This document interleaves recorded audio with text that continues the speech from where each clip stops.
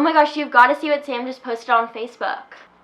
You understand that if I fail this test, I fail this class, right? Not studying for 1 minute won't make you fail, Mike. I know that, but this chemistry is impossible. Okay, but Mike, you absolutely have to see this. They're so exotic, so different, truly the epitome of the beauty of Africa. Okay.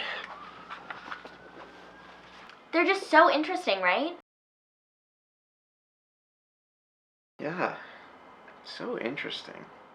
Black abstractionism, the discussion of black people in terms that are typically used for things that exist as a thought or idea, but do not have concrete existence. What's the harm? If the only words you can find sound like you are describing abstract art, shouldn't the object of your compliments be flattered? Women are so exotic and so different. Are they happy? Are their feelings taken into account? Their hopes, their dreams? Or are they just something to look at? Something that is not human? What happens when we fail to acknowledge someone's humanity? When we see them as we see abstract art, beautiful but confusing, forever an enigma, something to consider in terms of philosophy rather than terms of everyday life?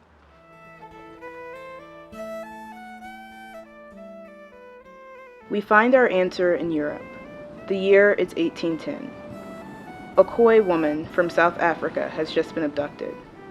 Her name is Sarge Bartman. Bartman was taken to London, where her captors made her a freak show. She was paraded across stages in the nude. Crowds would gawk at her, and her captors would force her to sit and stand on command, like a wild animal. Abolitionists were outraged by the way she was treated and went to court in hopes of freeing her from her captors. Unfortunately, they lost the case.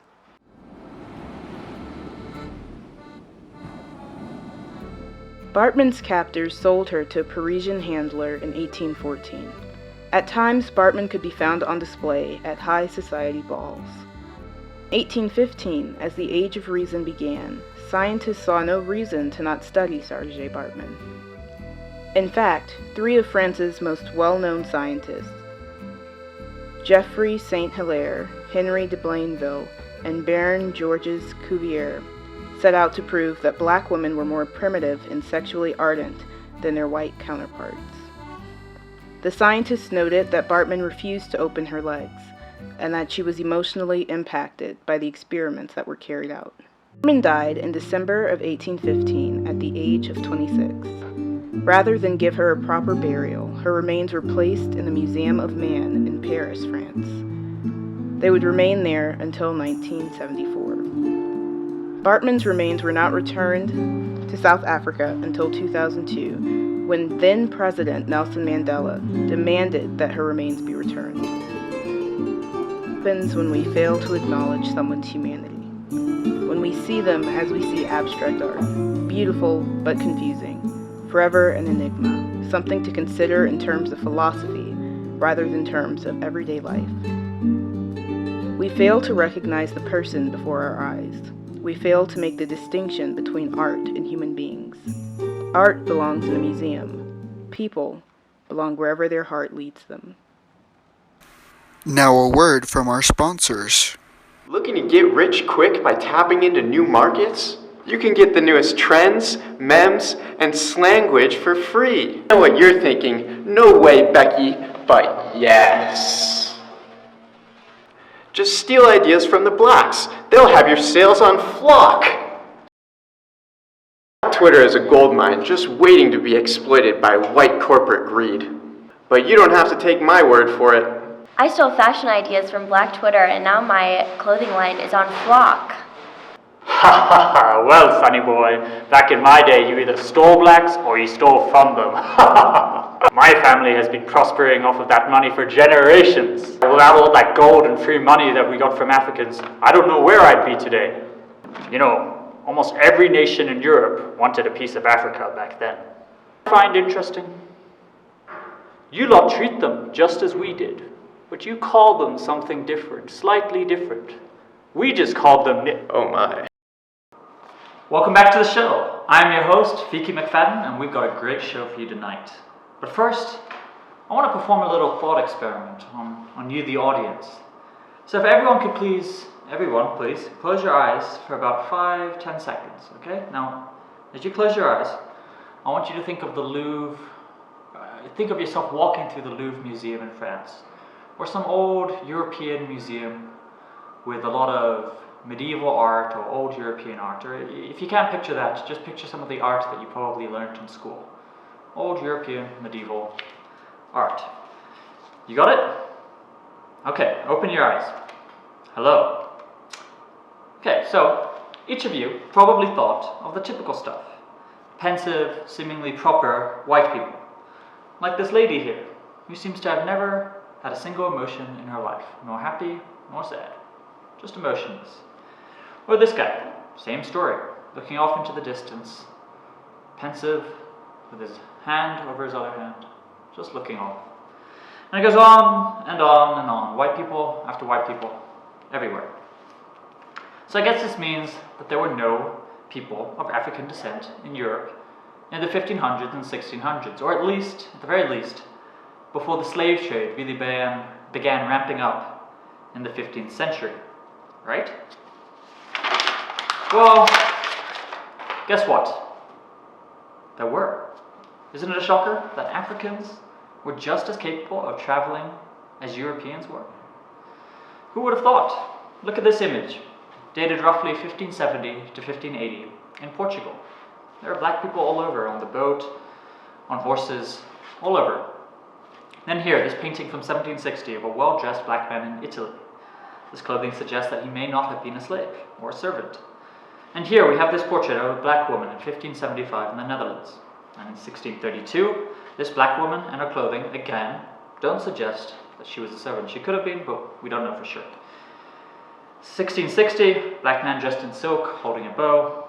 This painting is dated somewhere between 1528 and 1588. Again, dress and appearance suggest that she was probably a European woman. It's hard to know for sure whether these people were servants or indeed free European people. Some of these paintings suggest that a good number of them were probably free people, ordinary citizens. Anyway, what we do know is that they were present, and some were seemingly well off. Black people were present at the time of these paintings, and significant enough that someone thought that they needed to be painted. Yet, few study them. But the narrative is that all black people who went to Europe got there because a white European group of people came down and they took them and brought them up. Sure, this was true for many, but we don't know for sure whether this was true for all black people in Europe. Few even know these paintings exist, and it's because we've made sure to prioritize white people, and a large number of it may have been this sort of erasure of our history. When we think of things like medieval European art, we think of things like this: the Madonna and Child, the representation of Mary alone with her baby Jesus. This painting is dated somewhere between or around the 1640s. But guess what? Much earlier paintings show this. This is one of the oldest black Madonna and Child paintings available. It's hard to find a date for this, but some have estimated that it was painted around the 5th century. And there are plenty of these. Here is a black Madonna and Child statue in Sicily. This dates back to before the 12th century. Many have argued that the black statue didn't mean that Madonna and the Child were black, that it was instead symbolic of something else. Yet, the inscription right below the statue says literally in Latin, "I am black." And there is another in France. The date of this one is unknown.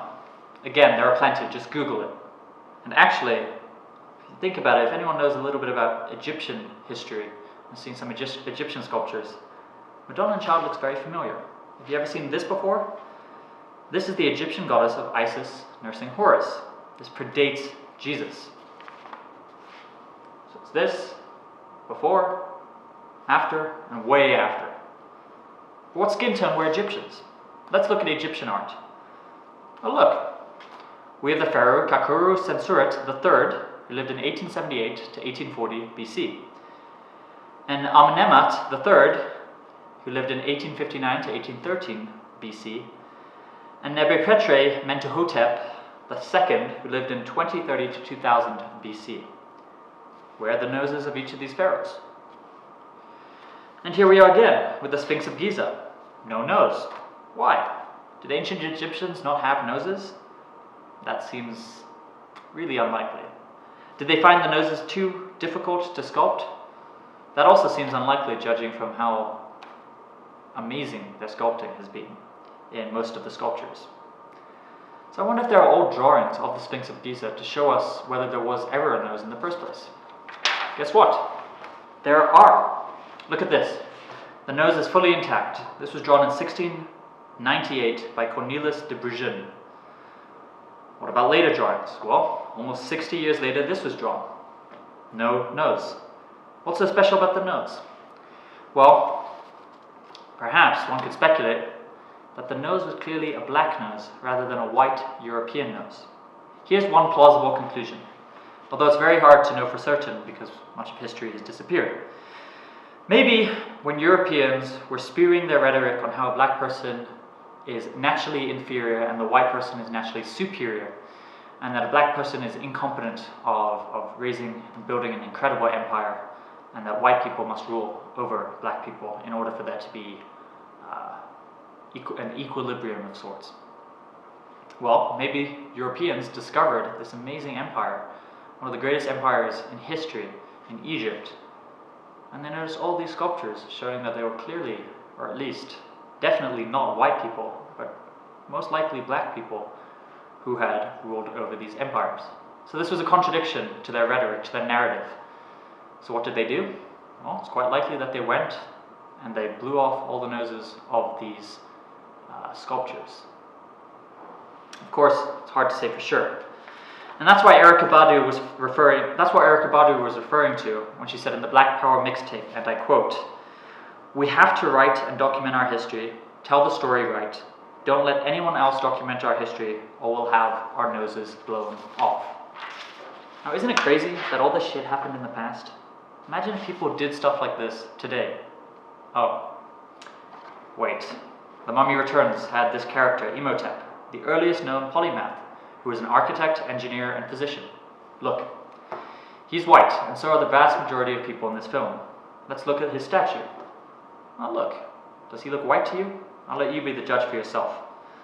And then recently, the Black Madonna of Chartres Cathedral in France was painted over as part of a restoration for the World Heritage Site in 2009. Destroying and whitewashing history has real effects. It convinces some white people that they are superior, it affirms their beliefs, and it tries to eradicate the confidence and pride of black people. Sometimes this stuff happens in subtle ways, like the toned down whitewashing of the very peaceful, very compliant, very respectable Martin Luther King Jr. Keep your eyes peeled, folks. This stuff is still happening today. Hello and welcome to this edition of ESPN HD. Today we have a short segment on the newly implemented NBA dress code. On October 17, 2005, League Commissioner David Stern implemented a dress code for the National Basketball Association, making it the first of major sporting leagues to have a required standard of dress. Players are to wear business casual attire to games and a sport coat and dress shoes while sitting on the bench. Sleeveless shirts, shorts, jerseys, sports apparel, hats, do-rags, chains, medallions, sunglasses, and headphones are all outlawed by the NBA dress code. The dress code planned to dismiss the thuggish aura around the NBA and introduce a professional business atmosphere. Some players spoke out against the dress code, claiming that it was targeting black players. Let's look at how people should dress in both basketball and the rest of the world. Okay, let's look at what's good and what's bad. This is good. This is bad. This is good. This is okay. But this, I don't know. It looks a bit street to me, don't you think? We'll let you decide if the NBA dress code is racist or not. Nonetheless, it has surely changed the face of the NBA, now the most fashion-forward of professional sporting leagues. Some players, like Russell Westbrook, are even pushing the boundaries and setting the trends in contemporary men's fashion. Hello and welcome to another edition of Really with Isabella and Ryan. Isabella, can you really believe the amount of cultural appropriation that we're seeing right now? It is shocking. When did it become okay for white people to appropriate Black beauty? Let's look at some examples. Hey guys, so for today's video, I'm going to show you how I cornrow my hair. Once you've completed the braid all the way, just secure it with an elastic band at the end and you're good to go. I hope you guys enjoyed this video and subscribe to my channel if you already haven't. I'll catch you guys in my next video. Bye! Tiff, first off, how are we supposed to take this seriously with your roots showing? Before you do any hair tutorial, you should really make sure your hair is completely dyed Daddy Issues blonde. Really, Tiff, you're going to do a tutorial on a historically black hairstyle that dates back to the 500 BC without saying any of the historical significance? Really? That hairstyle made it through the Middle Passage when most Native Africans were taken and most often had their heads shaved. But cornrows made it through that horrendous journey, and you really aren't going to acknowledge any of that historical significance in your video? Really, Tiff? Also, Tiff, are you really going to rock this look after years of minstrel shows? Oh, you probably didn't learn about those in your whitewash history course. Mostly white men wore blackface and over-exaggerated their lips to make fun of naturally black features to entertain white audiences, acting childish and ignorant for entertainment. Really? Unfortunately, we have another example. Hi guys, so if you were wondering why my lips look massive today, it is because I thought that I would do a tutorial for any of you who want to make your lips appear a little bit larger. Now I have done mine quite extreme just to show you what can be done, but you don't have to do them this extreme, you can do them just to how you want them and how you feel comfortable. But I will explain it all in the tutorial, so let's get straight into it. Center of my lower lip, I'm just overlining this and I am bringing it into the natural corner of my lip. I don't overline the corner of my lip because that'll just look really fake and quite frankly a little bit bizarre.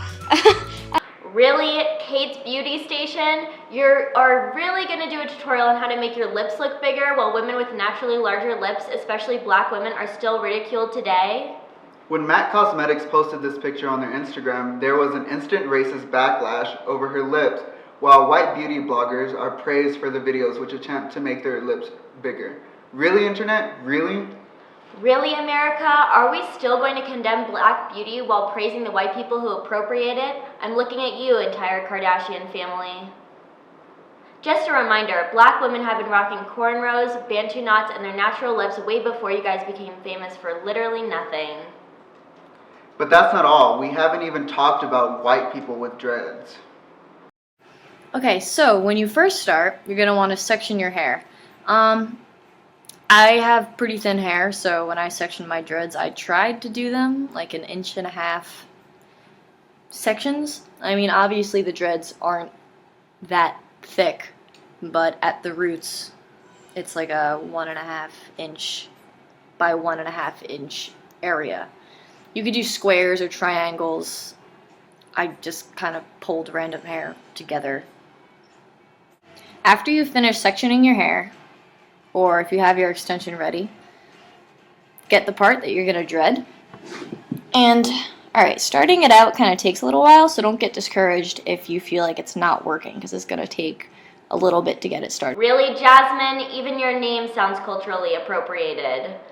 Appropriation occurs when another race tries to take ownership of something that has been traditionally unique to certain people, and white people have had the dominant culture in our country. But now we want to take the culture of black people too? Haven't we taken enough from them? I mean, really.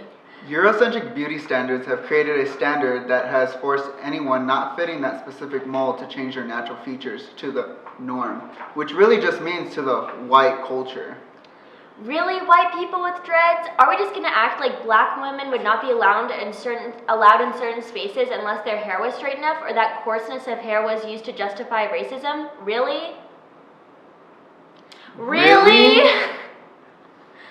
Also, Jasmine, you really aren't going to mention the federal court case that ruled that a black woman who was asked by her employer to remove her dreadlocks could be fired when she refused? The judge wrote in the decision that, so for example, discrimination on the basis of black hair texture and immutable characteristic is prohibited, while adverse action on the basis of black hairstyle, a mutable choice, is not. Really, Judge? How can you not see the racism in this? So we can no longer discriminate based on your natural hair texture, but how you choose to style your hair, especially in traditionally black ways, can be used to discriminate? You're really making the decision to say, based on Eurocentric beauty standards, what is professional enough for the workplace, which is really, just really racist. How can all of these beauty bloggers really just ignore that the Army is just reversing its decision to not allow women to wear dreadlocks, which forced many women in the armed forces to use harsh chemical treatments to change their natural hair? Really, US military? Really? The lack of knowledge behind why these tutorials are inappropriate is disturbing. However, there seems to be hope in the younger generation. Hunger Games star Amanda Stenberg made a video trying to explain cultural appropriation, and she absolutely slayed it. That itself is what is so complicated when it comes to black culture. I mean, the line between cultural appropriation and cultural exchange is always going to be blurred, but here's the thing. Appropriation occurs when a style leads to racist generalizations or stereotypes where it originated, but is deemed as high fashion, cool, or funny when the privileged take it for themselves. Appropriation occurs when the appropriator is not aware of the deep significance of the culture that they are partaking in. Hip-hop stems from a black struggle. It stems from jazz and blues, styles of music which African Americans created to retain humanity in the face of adversity, which itself stems from songs used during slavery to communicate and survive. On a smaller scale, but in a similar vein, braids and cornrows are not merely stylistic. They're necessary in order to keep black hair neat. She ends by noting that, what would America be like if we loved black people as much as we love black culture? What would America be like if we loved black people as much as we love black culture? So the next time you want to praise Kylie Jenner or try some boxer braids like Kim K, think if you should really do that or not. Really?